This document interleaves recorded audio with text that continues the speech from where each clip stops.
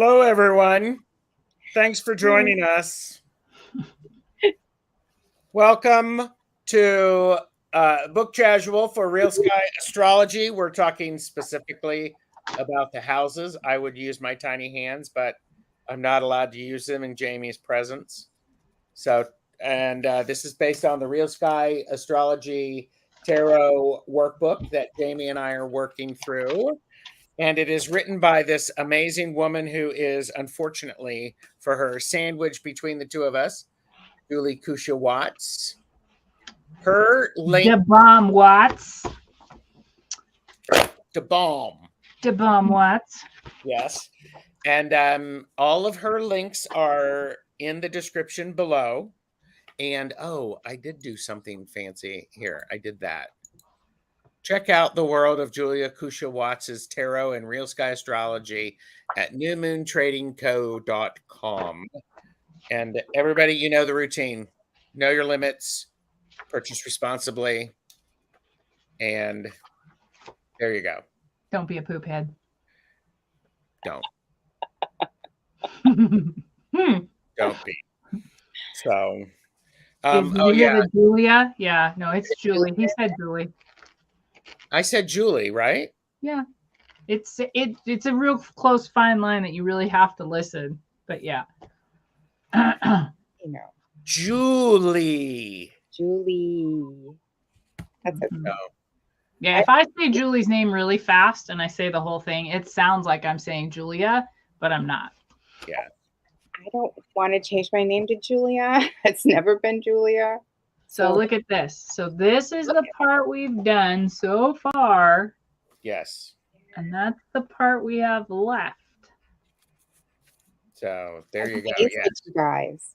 Yeah, we're 102 pages. No, 100 pages in. Yep.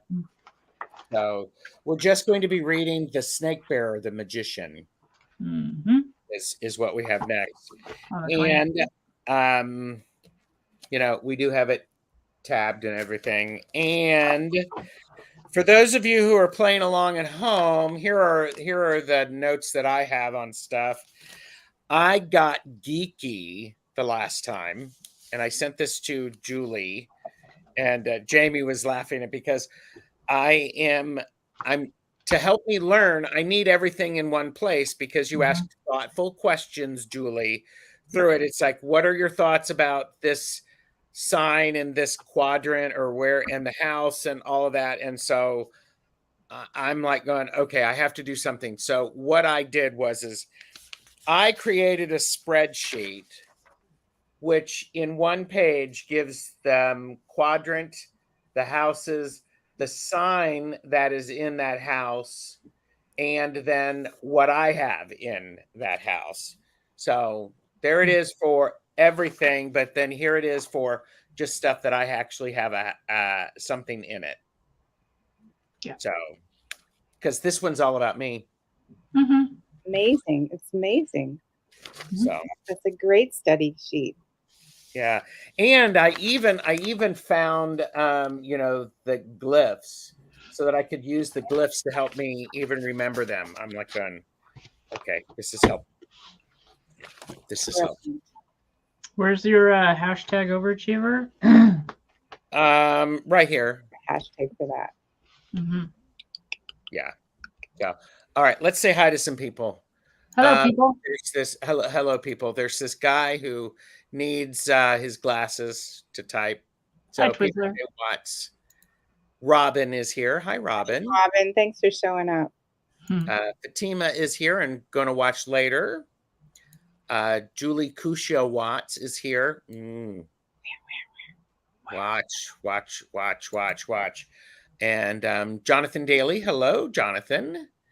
And Pia's Eclectic Life is here. Hello, Pia. I'm driving, so you'll be just listening. It's okay. Oh, heading home from your new job. Oh, nice. And Jonathan is running to grab his book, but wait, Jonathan, there may be some exciting information that Julie is going to share. So who knows? Lady Knight of Avalon, Maria is here. Hello. Hi, Lurker. Hershey, the Shadow Reader, is here. Hello. And Iridescent Sea Designs is here. Hello. Just getting caught up. Yeah, it's a good cheat sheet just to help me. Just to help me. It's not just to help you. Well, You can help other people with that too, Gerald. yes. Well, no, I'm talking about me. Hello. And yes, well, I'm thinking it should go into the second edition, the new workbook, because with Gerald's name on it, Gerald's contribution, because it will help other people to Hashtag overachiever. Well, I like to add other people's input into my book. Like usually in the back of the book, I'll have spreads from people or contributions, and that would be a fine contribution. Well, cool. Thank I you. realized something yesterday, Gerald, when I told you that the tarot journal came in for next year, that it has a blank slate of a chart that I can go and fill in now with, and it makes me so happy because, oh crap, I'll be back. I apologize right now. I'll be back. Jamie's got stuff going on. So, but yeah, so, yeah, and I think, yes, you are correct, Peter. I was enunciating clearly. So, Plucky Heroine is here. Hello. She's been working all of the time rewriting her workbook. So, Julie, tell us what you've been working on since Mercury went retrograde and is back. Well, first of all, I've just finished my Real Sky Astrology Egyptian Gods book, and that's done and ready for my class on Saturday. Here, let me show. Here's the cover. That came in very, like, right on the edge of Mercury going retrograde. Finished that.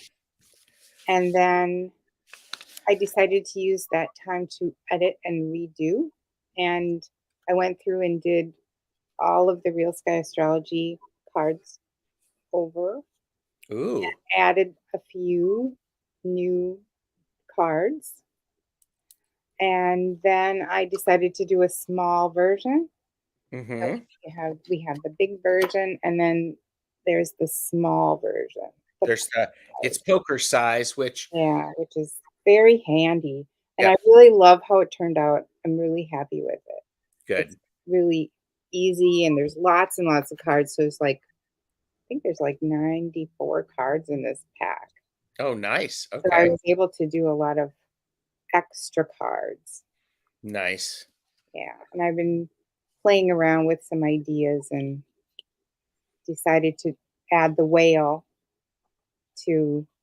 because the moon goes down into the whale, and I've been thinking about it, and I thought that the whale should be Cetus. Nice. Look at that. And it should be Amit as Cetus. And it seemed to fit really well with the star in the sky. I like that. And it just happens to be with Thoth, which is right by Pisces. So, Thoth as the ibis and Thoth as the baboon. Yes. And I redid the Apis bull because I got more information on what the actual Apis bull looked like when I was doing research for Egyptian god signs. Okay, nice. Just sit with the white bull. I had to fix it. Mm-hmm. And I also did an alternative Sagittarius card. Let me see if I can find that. And after looking at Patrick's card that looks so much like a vulture, I decided to do a vulture card. Nice. Yeah. Look at that. Cool. Yeah, so I'm really excited about those cards, the new ones. I love it. I think that's great. Michelle Marie, Astrological Tarot, has come in. Hello. And Book Bewitched is here. Hello. And Antoinette Tarot and Jewelry, that would be Tony, is Hi, Tony. here. And Maruta is here. Hello, good to see you. And okay, so we're specifically talking about the houses. So, and in your workbook, in both of them, actually, you have a chart that looks like this. Yeah. So, and most of the time in anytime you get an astrological chart, it's usually in a circle, correct? Right. So, and we're going to talk about this. Peter said she fought redoing the bull change, but succumbed to the background chatter. Is here? The background chatter in here. Yeah. Yeah. Jonathan said he's going to have to get the new edition at some point. Purchase responsibly, dude. So, but okay. So, yep. Oh, yeah. We are so blessed to hold this art in our hands. You got it. Book. That is so true.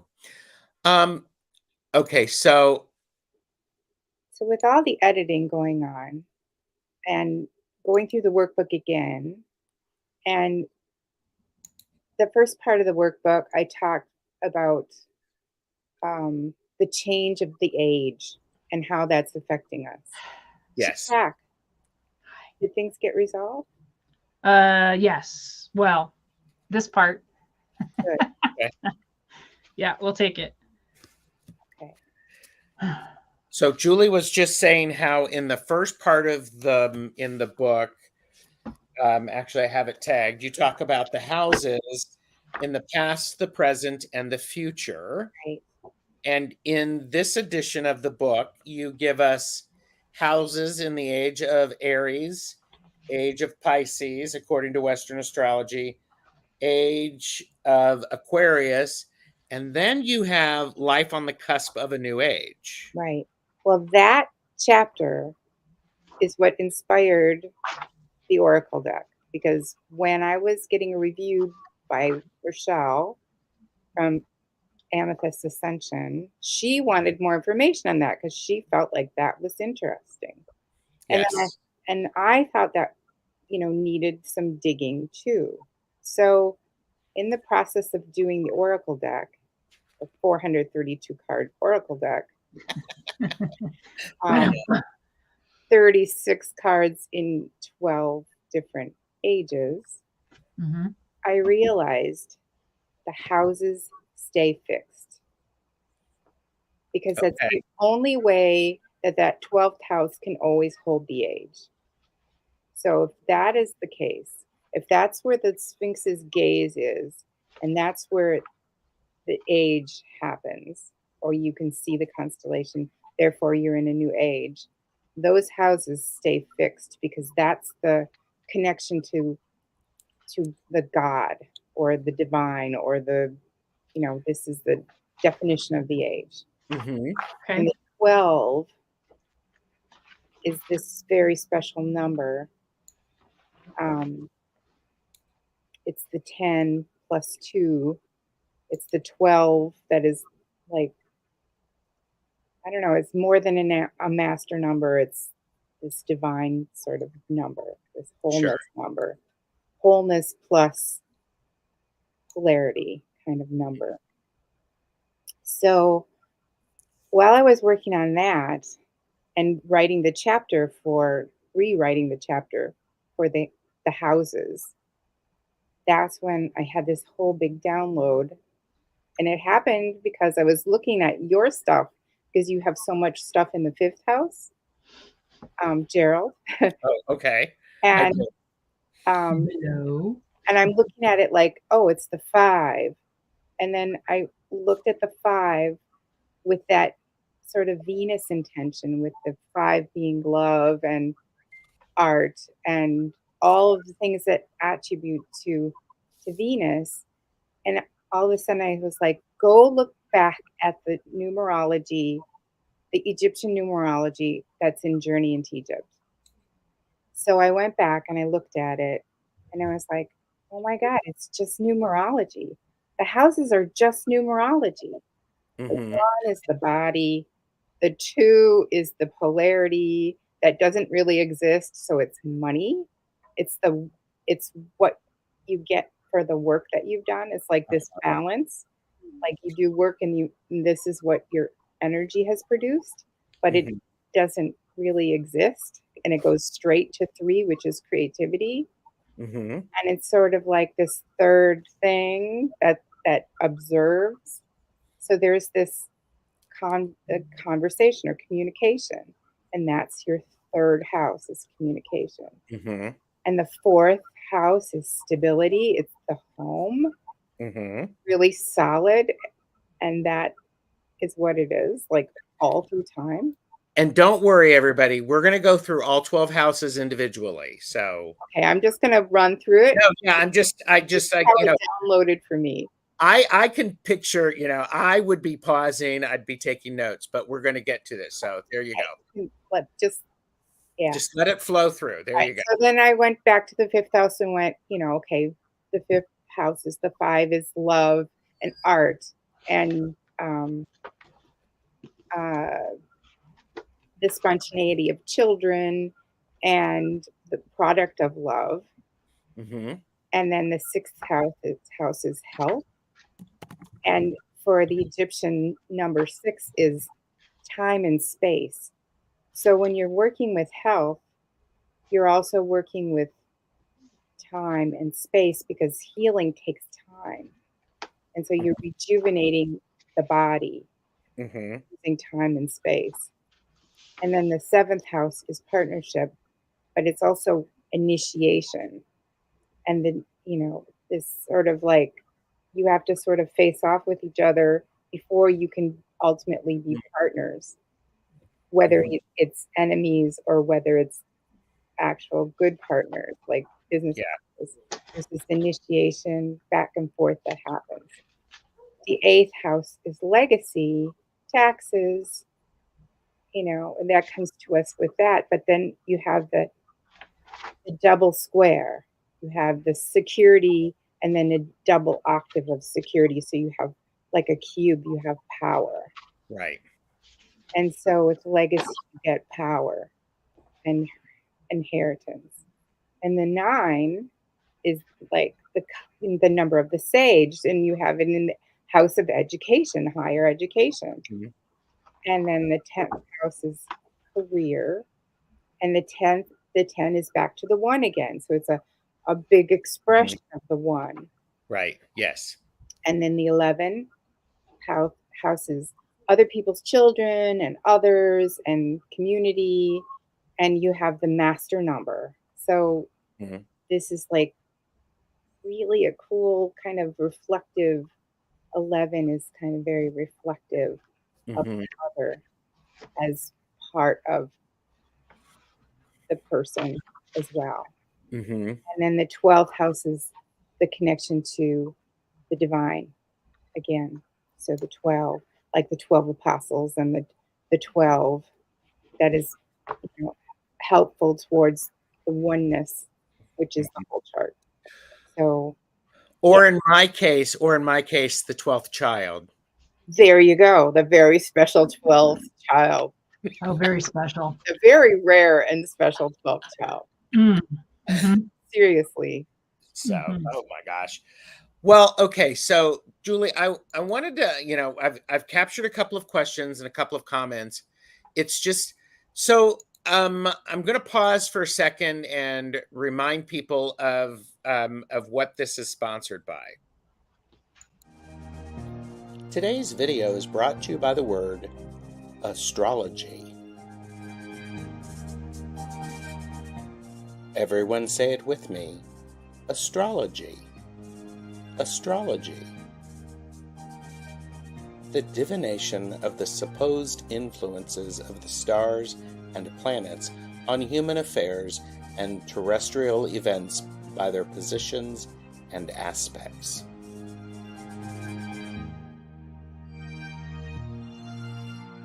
The astrology shows that the best chatters like, share, and subscribe to our channels. astrology. Astrology. Astrology. And okay, so Pierrette is here. Hello. And Jonathan said, I always save my note taking for my second watch. The first live watch is to experience it fully in the body. I get that. That's great. And okay, so we talk about, again, here are the houses. They're in a circle. You start with 1 and then you go around to 12. And I have a yes, question. Jamie, do I you do. Before he goes any further, I just want to clarify something for myself. On page, well, I know the page number doesn't matter, but on page 90, there is a wheel and it has the signs and it has the houses. Is this a chart of the natural ruler of the house? Julie, I have it up. Oh, you have it up. Oh no, this is like, Okay. this is me looking at the signs, like my first initial looking at the signs as masculine and feminine. Okay. So And cool I just because wanted to put Nut's body over all of the female signs. yeah, that I understood. That part I understood because for me, I have different charts and things from other books, which we know are in regards to Western astrology. Right. And in Western astrology, they have the houses and the natural rulers. Yeah. But those natural rulers would be different from what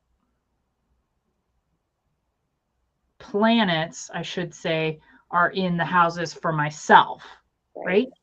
Right. So houses still do have natural rulers, though, in real sky.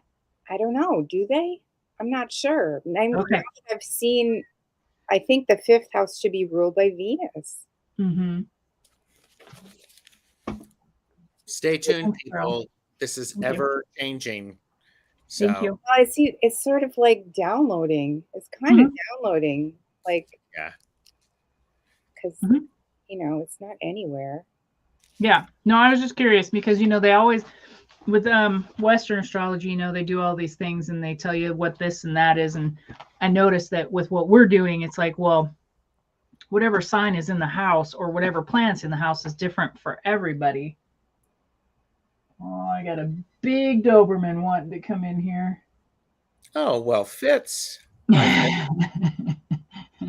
So anyway, I was just clarifying for myself. I'm good now. We can move on. Tony asked, what was the question again? And it was something in the workbook on whether or not this illustration is how natural rulers of the house. Yes, natural rulers, and it's no.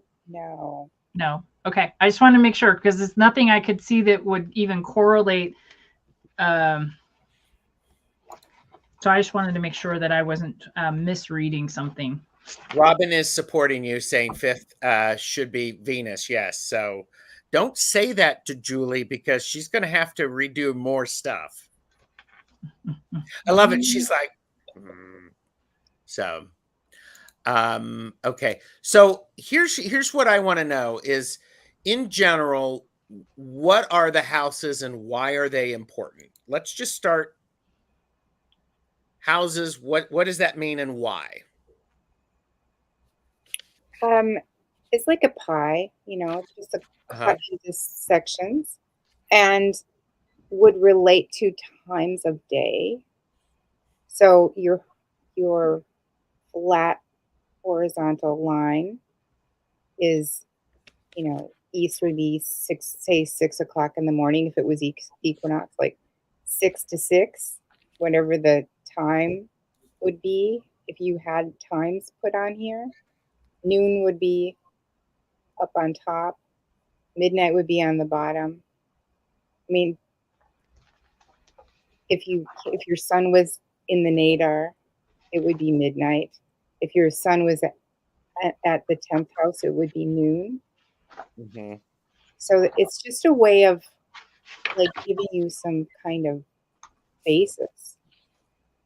Okay, I mean, I get that, and I think they're important. One of the things that you said was um, the house is just they give an environment for what happens in that house, and it helps us understand how our planets and our signs are interacting with that energy. Right. Okay. Right. See, I am sometimes I learns. So Framework. It's a yeah. container. Yes. And so you were saying that you're thinking about what lives in each house now because it could be different than how you initially thought it. Yeah. Well, No problem with that. now it sort of goes back to the regular kind of definition of what each house stands for. I mean, that's pretty traditional. Yes. Okay. And that's traditional across most forms of astrology, correct? I think so. Yeah. I'm not an expert on Vedic at all. Okay. Yeah. There's this like a square or a rectangle, and they have an ascendant, and that's really more important than anything else. And it's done in a square. And I don't know anything about Vedic astrology or any of the words that go with it because I never studied it. I just went straight from Western astrology into this hybrid real sky concoction that downloaded itself on me. Okay. Yep. Okay. I have Tony asked if the houses stay fixed, do the tarot still correspond as per RWS assignments for the decans? I don't know because I don't know that system either.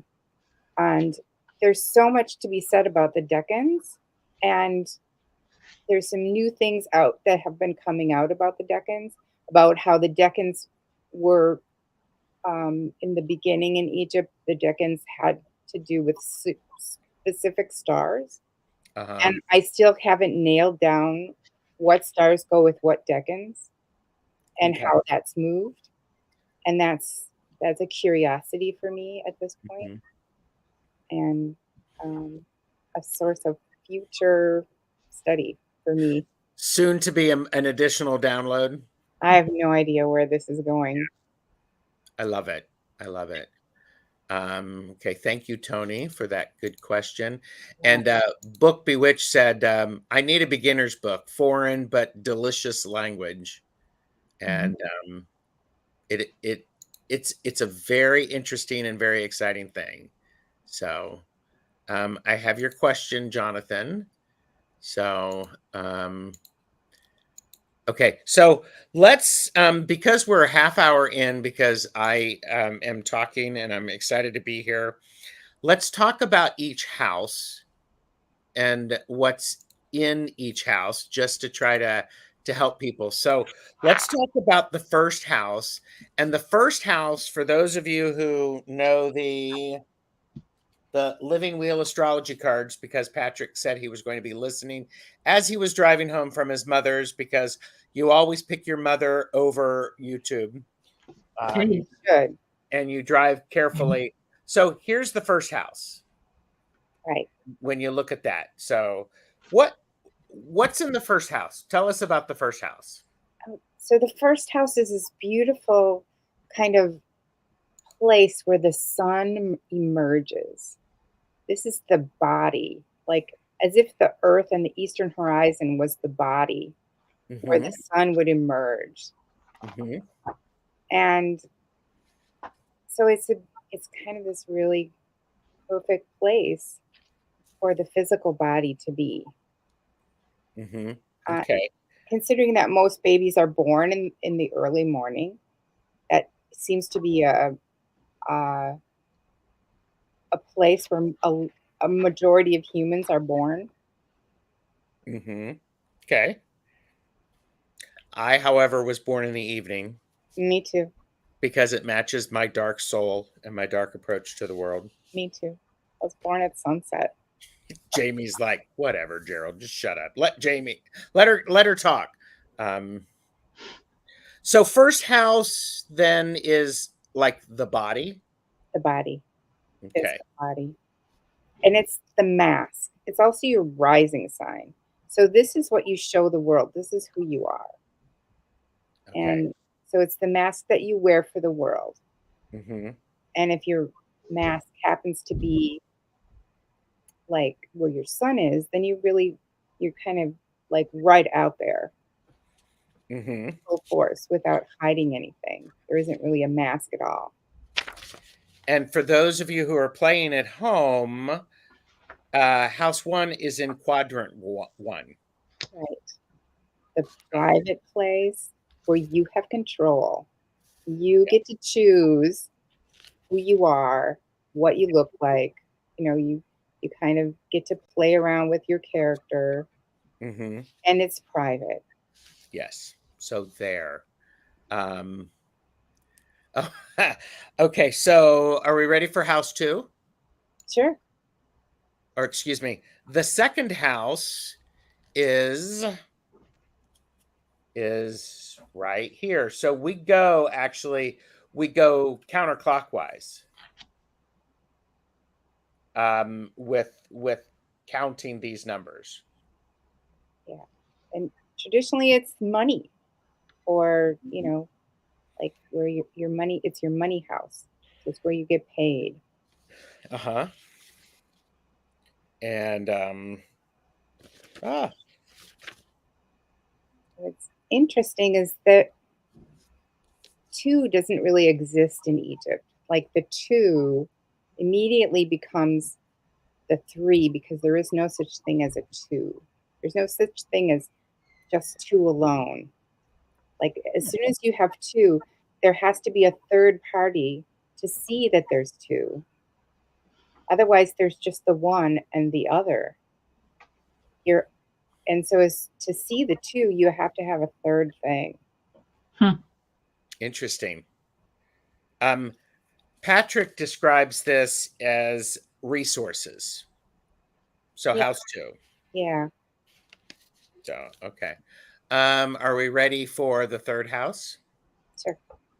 Oh, by the way, house 2 is also in quadrant 2. Right. And so So the you have third house control of how much resources you use or how much you need, Mhm, how important that is to you. And that is also private. mhm. Okay, so we have the third house, and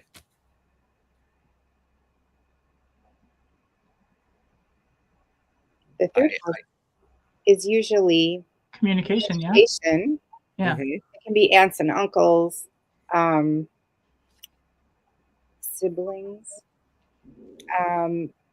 So communication, but it's also creativity. The 3, like the power of the Empress card. When you think of the 3, you think of the family as being a 3, mother, father, child. There's this creativity, but there's also communication that has to happen with this very strong set. A 3 is kind of like the first set. And okay. it's also private, and it's also within your control. How you communicate and how you take care of this little triangle of Mhm. creativity is up to you. Okay, yeah, cool. Okay. Um, Jonathan said my rising sign is in house 1, and everybody's rising Everybody's sign is rising in sign house is inside. 1. Yeah, yeah. So everyone's rising is in house 1. And everyone's communication is in house 3, and everyone's money is in house 2. That's There the you great equalizer. Mm-hmm. go. Okay. So then we have the fourth house, which goes all the way around, and the fourth house, according to the real sky, is in quadrant 4, Yes. which is the things that just happen to you that nobody sees. And that is in the place of the home. And the 4 is like a square. It's this stability, and it's, sometimes you don't really have a choice about where you live, or sometimes you don't have a choice about the house that you can afford, or, there's things in the environment that might inflict themselves on your home, like wind and rain and weather and strife, or you may just keep moving on. So you don't have a lot of control over that. Sure. It happens in private. Yeah. Okay. Jamie, do you have anything to add to houses 1 through 4? No. Okay. So then we have the 5th house, which is, again, follows around. And this is in quadrant 4, which is stuff that happens that nobody sees. Right. So tell us about the 5th house. The 5th house is usually love affairs, art, and children. And the things that are in common with love affairs, art, and children is this sort of spontaneous, out of control thing that happens. Like, children are just spontaneous, and they're wild and out of control. And these are also things that are private. And art can be very spontaneous and wild and out of control. Yes. And love affairs can be spontaneous and wild and out of control. And there are also, everything about all those things are all things that happen privately. That makes a lot of sense, actually. Yeah. Makes a lot of sense. Okay, so the 6th house is right here. So we've gone around here. And this is also in quadrant 4, which is stuff that happens that people cannot see. Right. So And what about the 6th house? the 6th house is always about health. And what's interesting is this is where the sun goes when it sets. This is where we see the sun go. The light goes back into the body again. And the 6 in Egyptian numerology is time and space. So when you're healing the body, you need time, and you're doing it in this personal space. And if the body's given enough time, it can usually heal itself. And so you can visualize the whole body as whole again. And then you do the things that you need to do in order to get that body, to get to that place of stasis again, that place of healing again. And again, this is something that is private and not always in your control. Like, you may be dealing with genetics, or you may be dealing with other people's germs that have come and invaded you, or an accident, or something beyond your control. Yeah. Okay. Okay, so then we go into the 7th house, and I know I'm singing the song too, just like everybody is doing. And the 7th house is right here, and this is part of that stuff that people can see. Right. Now you've entered into a new quadrant where this is the place where the sun is just before it sets. And this is the house of partnerships, marriage, and open enemies. So these are the people you have karma with. And the number 7 is initiation. It's the 7 directions, the east, west, north, south, above, below, and within. And this is a place that's public. So when you're in the public, you're in all of these directions, and you have contact with the others. And you always have that space within. And so you have to initiate into the space where others are also.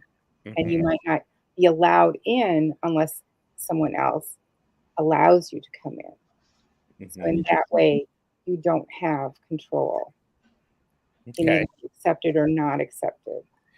And as Julie was saying, this is in that quadrant 3. So, okay. Jonathan said house 6 has 4 signs in it. Congratulations. Laura is here. Hi, Doing Laura. a lot of healing then, huh, Jonathan? Yeah. And many aspects of Jonathan's healing abilities. And Jonathan said only sign in house 5 is my sun sign. So, all right, 8th house. 8th house, guess what? We're going to go around. So 8th house is right here. It's in quadrant 3, which is stuff that happens to you that people can see. That people can see. And that is legacy, taxes, other people's money. And also there again, you don't have control over other people's money or what you inherit. And you don't have control over what hierarchies might want to tithe from you and expect from you. And so that is the cube. It's this power structure. It's this stability meets stability. And so in order to have a strong, stable community, you need to have these things like taxes so that you can do community things. And this is sort of a consensus that you don't have control over. It's the group consensus. And in order to keep this stability, you have to have these kind of rules. These things to help keep those solid. Right. Yeah. Okay. So moving along, we have the 9th house, which guess what, everybody, is up here. And it's also in the 3rd quadrant. Yeah. So. And traditionally, that's the education house. And when you think about the 9, anything that you add to 9 is itself. And so 9 is this beautiful kind of number for teachers, because a teacher is anything that comes to the teacher will help to make that thing what it is without imposing itself on the thing or the person, whatever. Yes. So it's always the number of the sage. And so it is in this perfect place for education. And it's just really a great place for education to be. And that's not something that you have control over either. Like, you may be born as somebody who doesn't have the money to go to school, or back in the day, if you were a woman, you weren't allowed to go to school because of hygiene or whatever. And now we have more options as we get into a different age. Yeah. The descriptors for education change. Robin said Uranus and Pluto are in 9 for them. So, all right. Shall we go to the 10th house? Sure. Because the 10th house is right here. And house 10 is in quadrant 2, which is stuff that we have control over that people can see, correct? Right. And so the 10th house is career. It's what you choose to do as a job. It's your choice of work, thing that you have control over. This is what I'm good at, and this is the job that I choose to contribute to the society. And this is the public image I have, and it's something that you have control over. It's also at the height of the zenith of the chart, and very visible to everyone. Yeah. Malamir is here. Still avoiding reading, but I'm listening in. It's good to see you. And Jonathan they're in 6 for me. My moon and Mercury all Virgo. Okay. So then we go into the 11th house, which, surprise, if you look at it, there it is. An 11th house The 11th. is in quadrant 2. What we control and what people can see. Right. The 11 is a master number, right? Everyone says 11 is a master number because it's 10 plus 1. Like you've gotten to the 10, which is like the wholeness, again, like only a higher octave of wholeness. And then you add the 1, which is the other person. So the house of others, it's other people's children, community, your relationship with other people's children, your relationship with other people and community. And so you as this whole person out in the world, that how do you have control over how you interact with others. Mhm. And this is the place of community and others. So it's like it takes a village to raise a child. That would be this would be this house. Of course, yeah. Okay. And then then we move to the 12th house, which, surprise everybody, it's like it's right here. It's in quadrant 2, things that people can see that we can control. Right. And this is the house that some people will call the God house, or the house of your connection to divinity or your connection to the universe. Mm-hmm. And lo and behold, this is the place where on equinox, in the spring equinox, and the Sphinx's gaze looks out over the horizon, and the constellation that comes up an hour before the sun rises and is observed, that's the age. That's the constellation of the age. Mm-hmm. And so there it has to stay consistent because this is the constellation that shows the age. So this is our connection with the universe.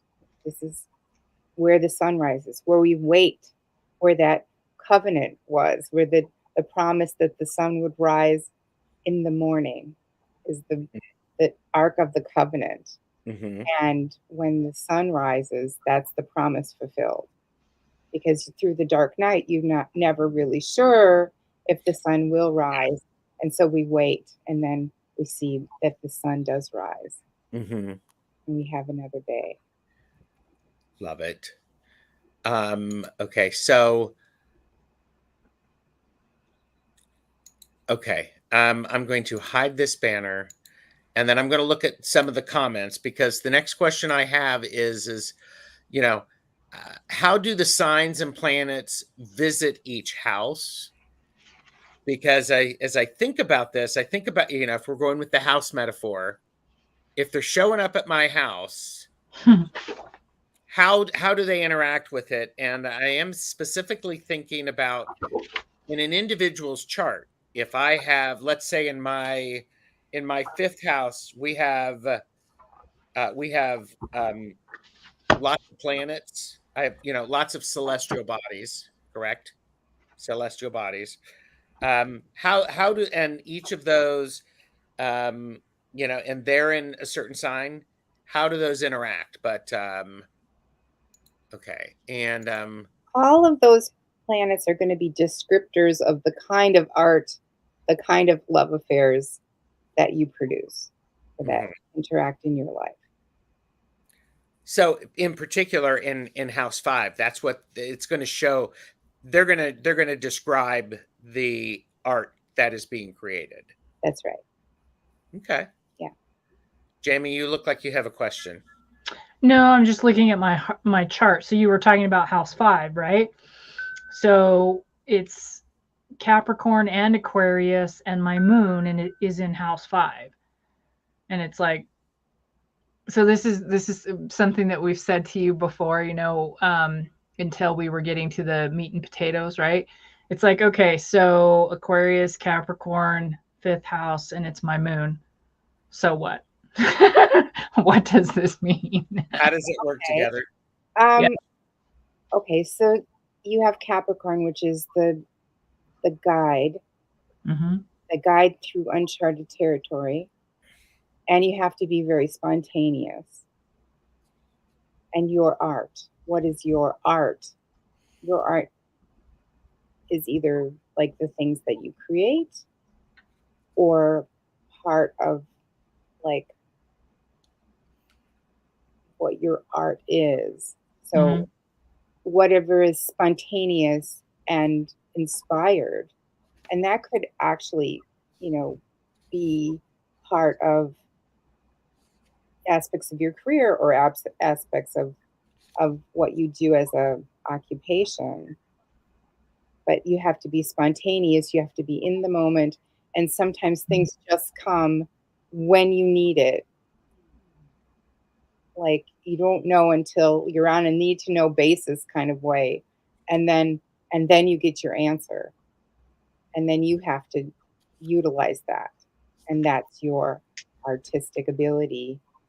And with your moon there, it's your subconscious that you tap into and get your information. So you have to go deep into yourself to get your answers. Yeah. Okay. Oh, wait. Color me surprised. What? This is me being a supportive friend, everybody. Are you okay, Jamie? Yes. Okay. Capping my pen. I'm making notes as you were talking to me in case you were wondering what I was doing. Okay, so Jonathan asked, are there house cusps like sign cusps?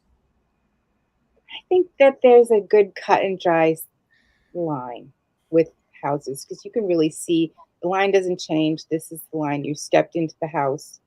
Like when you are outside of the house or inside of the house. A house is like a stable place. What is a house? A house is a place we live. Yes. It's stable and it has walls. So I'm going to say no, that there's not a cuspiness that happens with constellations. It doesn't happen with houses. Houses are distinct. And you can have a cuspiness between two signs within a house, but you don't get to mix your communication with your home, and you don't get to mix, the houses. Okay. Jonathan asked another question. What does it mean to have no signs in a house? It just means that you're going to have a sign in a house. You're always going to have a sign. You're not, maybe don't have a planet. If you don't have a planet there, then you won't have like specific things that you have to do, or you're always going to have a sign in a house. Okay, so and tell me not to, this is my stuff, but this is what you were talking about making, and because this is the arts and crafts. So this is the setup, and what you do is you so there are signs. Okay, I'm going to go with the circle. In that circle are houses. Right. On the outside of that circle are signs. Right. And those signs in real sky are different length of time. So they're not equal, like they're not divided equally by 12. They're different. Right. And so they're different size. So it's possible. So for instance, I have, I'm picking a sign that I know, Aries. I have Aries, which is in houses 6 and 7, because this is the way that it's divided. So you have it straddles it. That's a better word. So when that happens, and again, this is Gerald thinking, that house is influenced by both of those. You can describe your partnership and your health stuff with Aries, both with Aries. You can You can describe both of those things. So you have this intuitive, kind of invisible knowing within your health and your relationship. Mm-hmm. Because that's Aries. It's this subtle, being able to read the subtleness, like between the atoms, kind of like I can read the invisible. Mm-hmm. I can read what you're feeling. I can feel what you're thinking, kind of thing. Look between the lines. Right, I can feel it.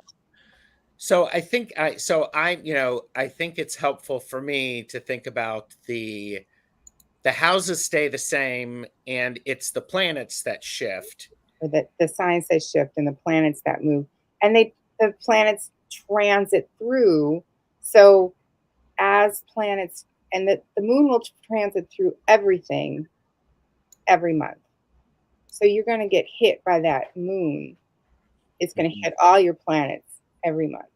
Yeah. And that means something. Yeah. And Robin added, always a sign, but not always a planet. Exactly. And you should take into consideration what phase that moon is in when it hits certain things. The waxing moon, this is a creative time. If it's a waning moon, you're finishing something. If it's a full moon, this is the height of something. If it's a new moon, this is a beginning of something. Do we have a definition of that in here? Do I? Yeah, I'm sure I do with the moons. Yeah. I don't think so. Do we need a chapter on that? I think so. Yeah. Okay. Yeah. I'll write that down. Yeah, because that's a good one.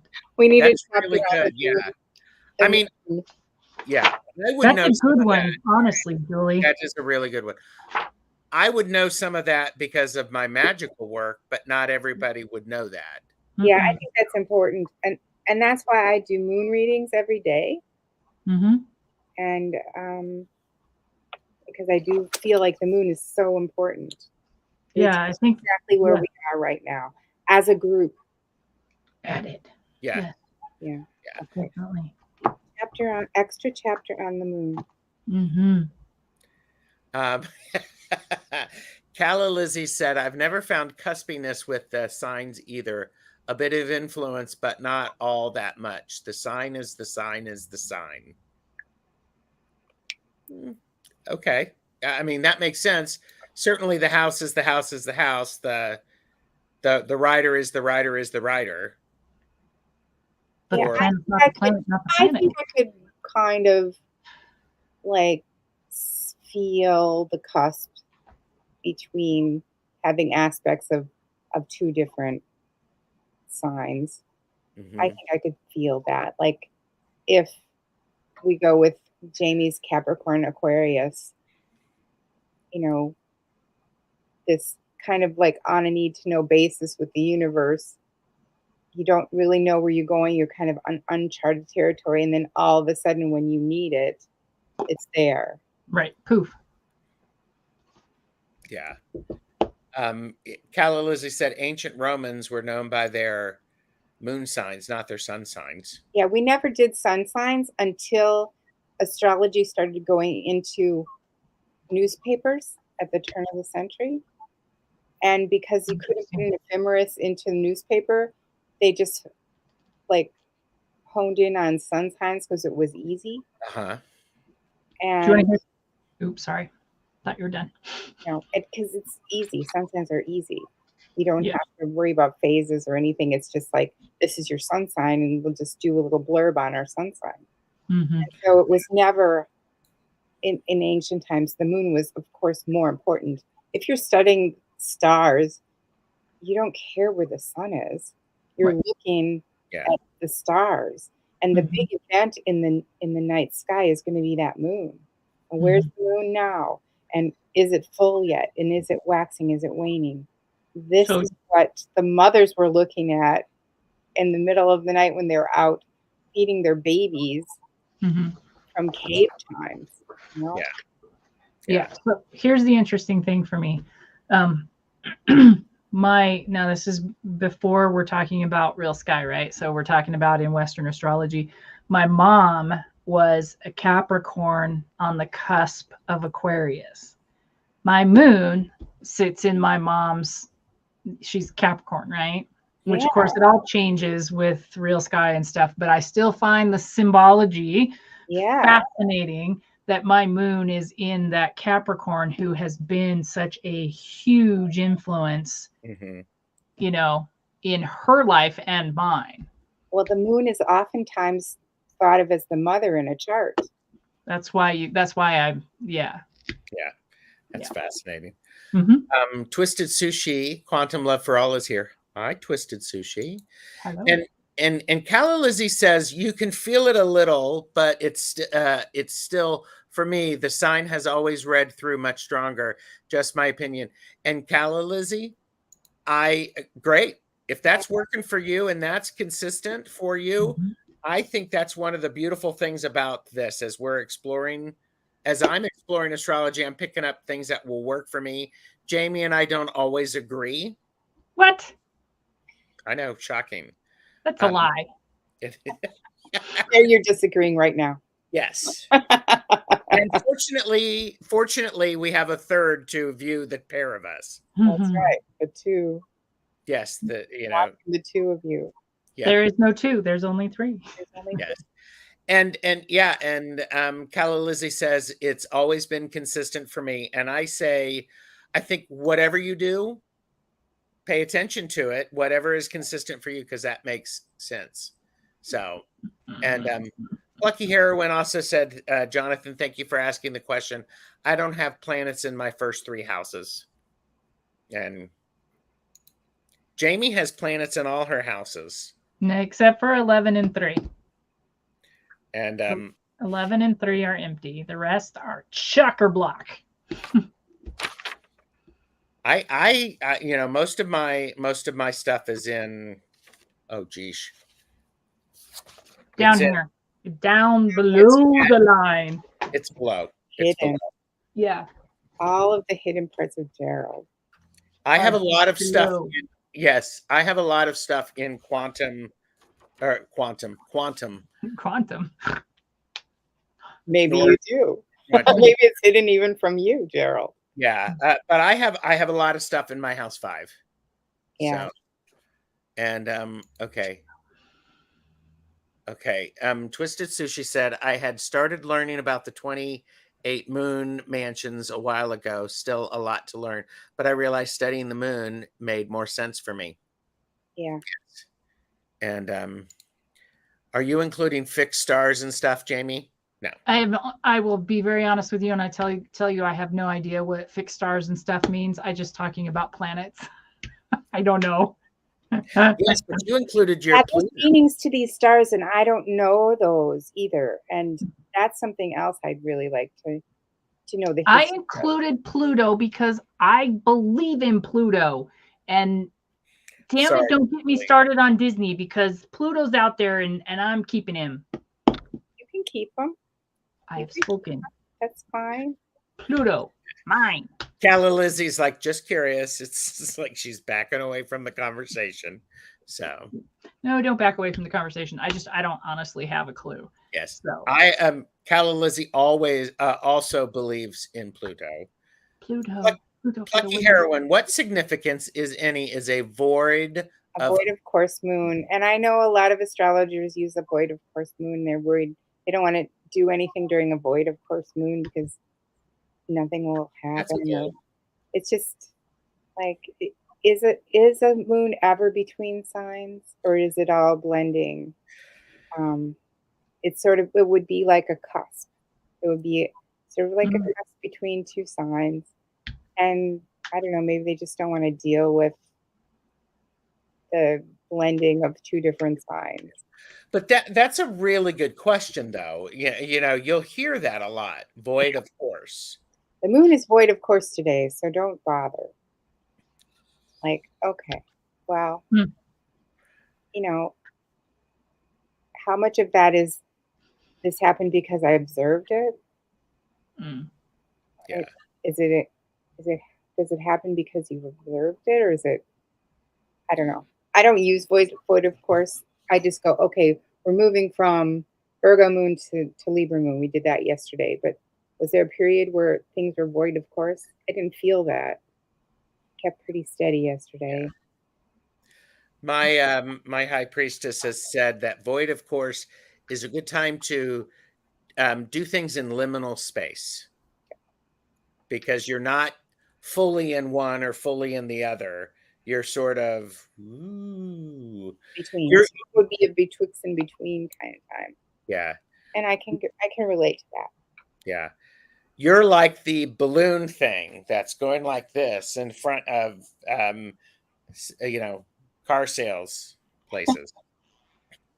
Now everybody's going to be going, hey, there's a void of course when you see one of those. Mm-hmm. Yeah, void of course. There you go. Oh my goodness. So there are the 12 houses. So do you feel better about the 12 houses now?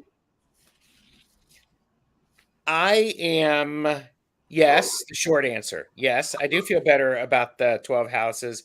It's also nice knowing that part of me really likes the idea of shifting, the houses shifting, because I'm a hashtag overcomplicator. Oh, you know what, Gerald? All of the phases of the moon through the signs, that's all going to be covered in the Oracle deck.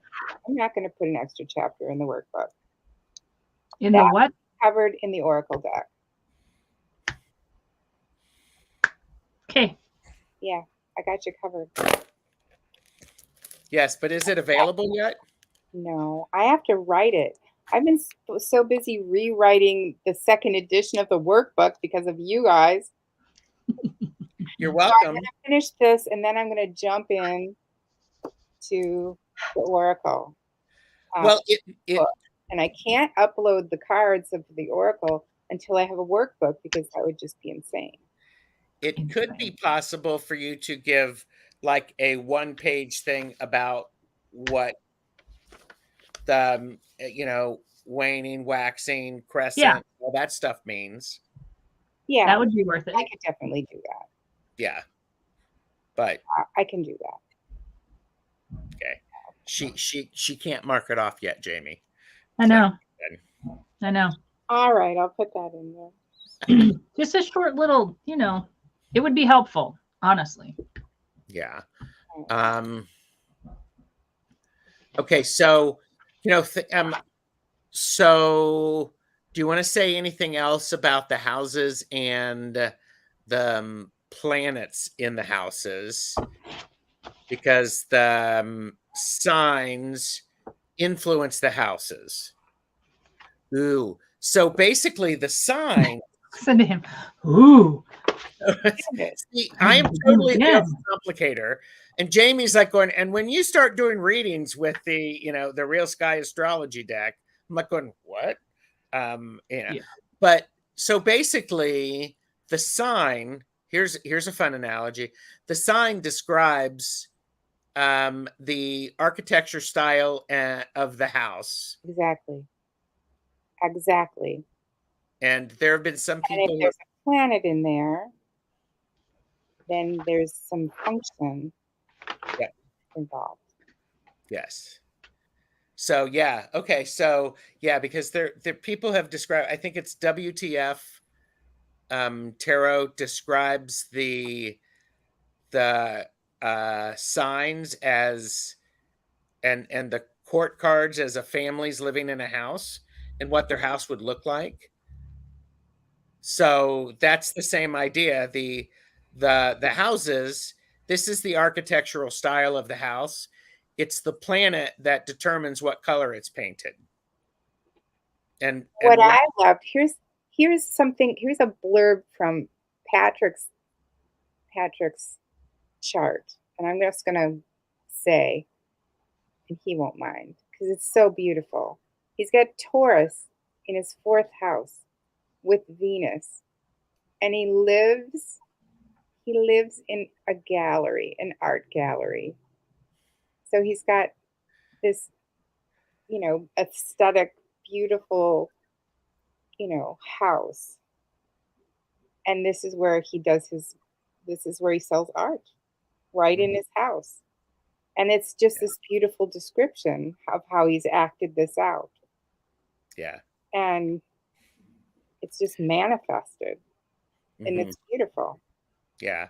And if you're listening, this is also where you write your book. He is going to. He's already talking about it. It's why you can't do a day planner, don't you know?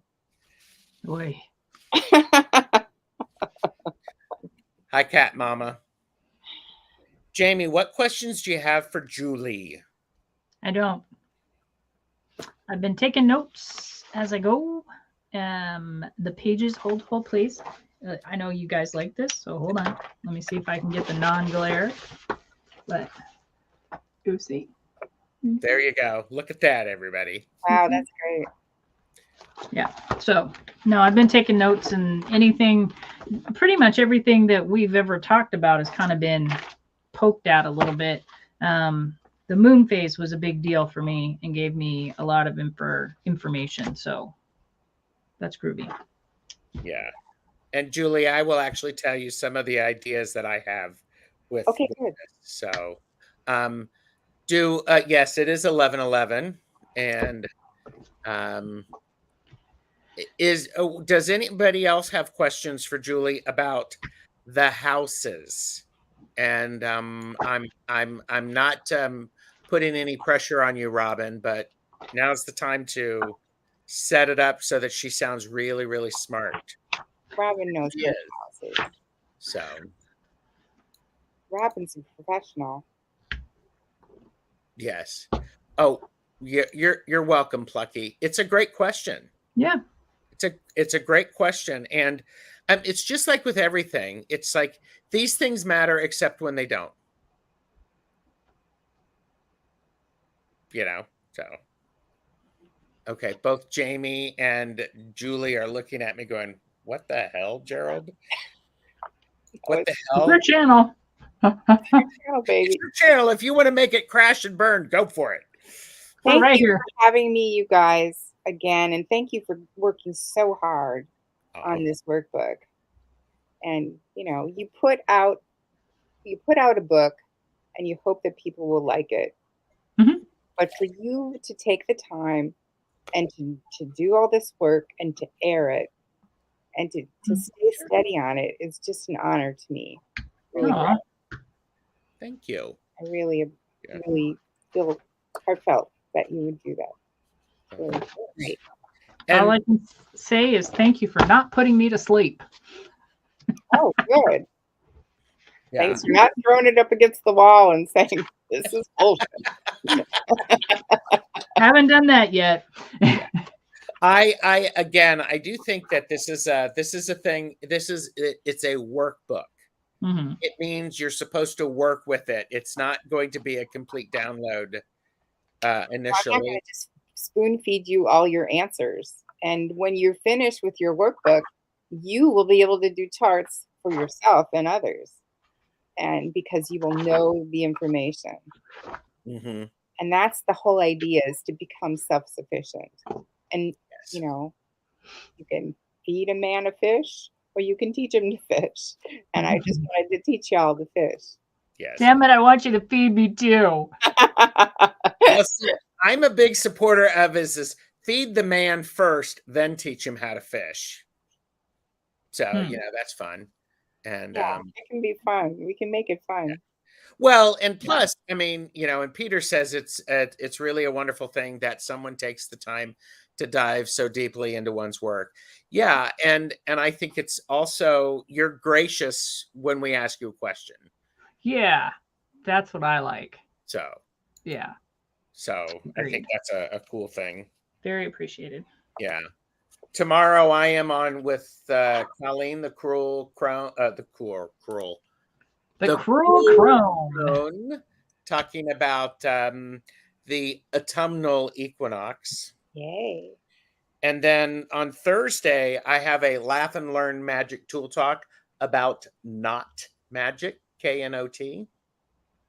And then on Friday is Long Stash. So horrible. That's Rich. And we have a special guest with us. Chris from Elemental Cartomancy will be joining us for those readings. And they are grateful, so they are thorough. Yep. That's our t-shirt. Ooh, love that. Mm-hmm. Totally need t-shirts. Mm-hmm. So that's the truth, though. Yes. Julie, what do you have coming up? Saturday, I'll be in Rochester at the Women in Spirituality Conference, and I'll be doing my class on Real Sky Astrology, Egyptian God signs. Mm-hmm. And I think you can still register to join the class live, in person, or streaming. So you can actually go to the class streaming, and it's going to be available. And even if you don't get to see it that day, it'll be available to be seen later. But registration ends, I think, on Wednesday or Friday for one of them. This week, so either today, tomorrow, or Friday. And streaming on Friday, I think. Okay. And is that on your website? I don't know if it is or not. It should be, though, shouldn't it? Mm-hmm. Well, it should be. That way people can go find. So right after this, after we let Julie go, Giving me more work to do. Yeah, giving her, lots of work for what I've done and what I haven't done. Yeah. And and Jonathan is like, I'd love to see one of these for Peter's Anime Mundi oracle. We'll add it to the queue. Trust me. Jaime and I have got so many fun ideas. It's like, ooh, and this one next, and this one next. So, but okay, we will let everyone go. Thank you, everybody, for being here. Thank you. Do all the YouTube things. Oh, here it is. Peter's put it up there. Yeah, thank you, Peter. Yay! Thanks, Rizzler. There you go. All right. Peter will be there with me too, because we're vending. Peter will be there with you. Yeah, we're vending, and I teach on Saturday for session. Nice. Excellent. You're welcome. It's a great session, and we will see. We keep talking about having what's his name? Patrick join us. So there'll be 4 of us. Didn't we make a date for that? We haven't made a date for it, but maybe we'll talk about it. Okay. We'll talk about it. All right. Bye, everybody.